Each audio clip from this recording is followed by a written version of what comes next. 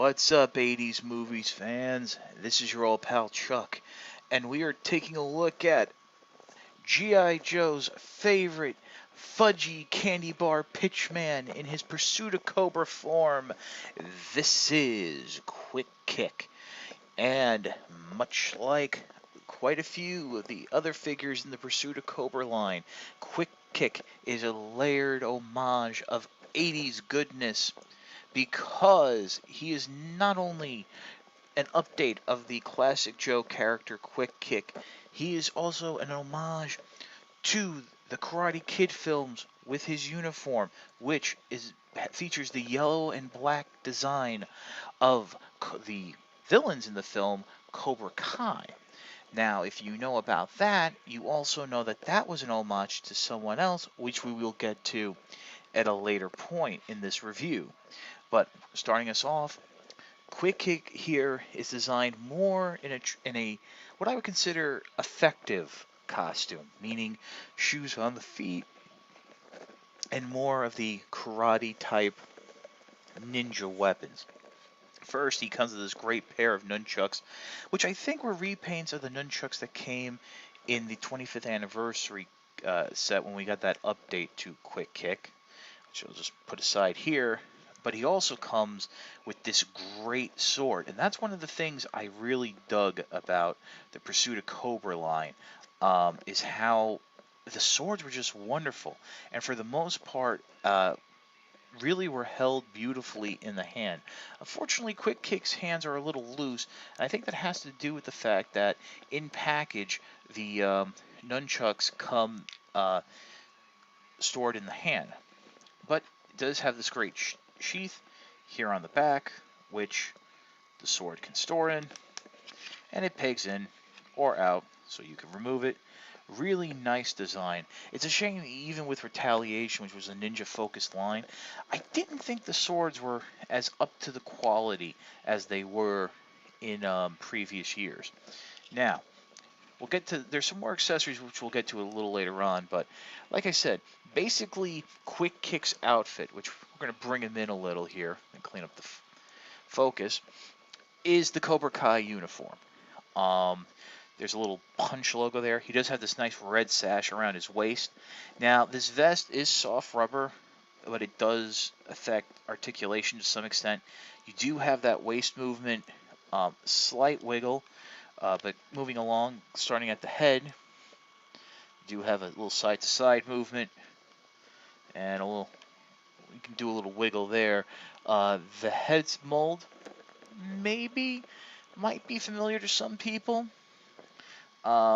Universal joints in the shoulders, you know how those work.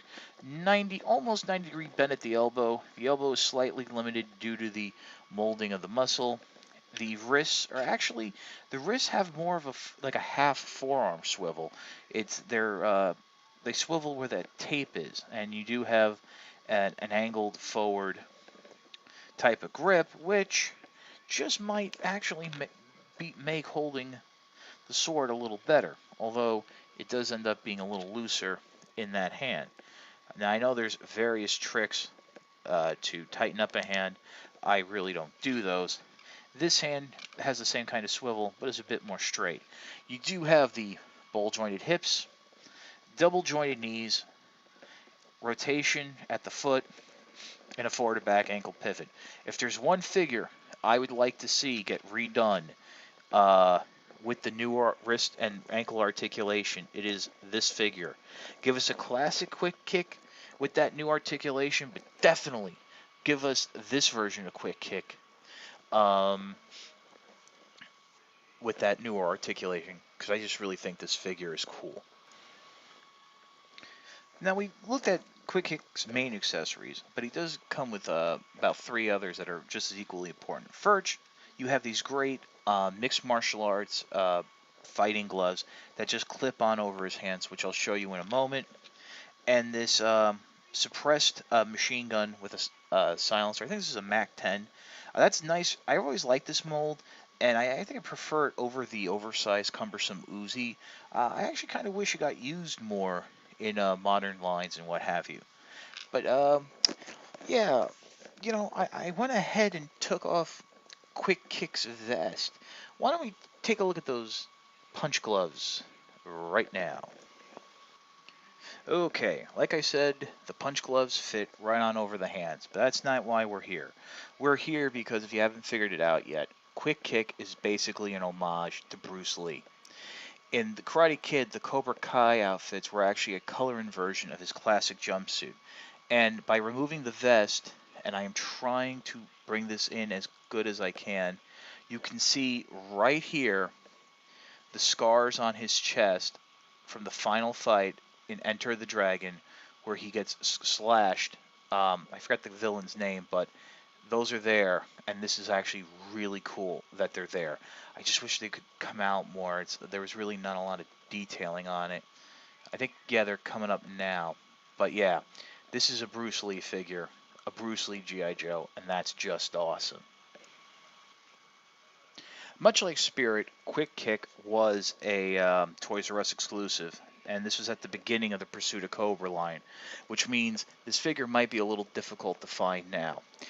I'll admit the hands are a little loose, and they're kind of oddly positioned, but just to have a Bruce Lee G.I. Joe figure is worth hunting this figure down. So, without further ado, definitely pick it up. This is your old pal Chuck for Quick Kick. We'll see you next time.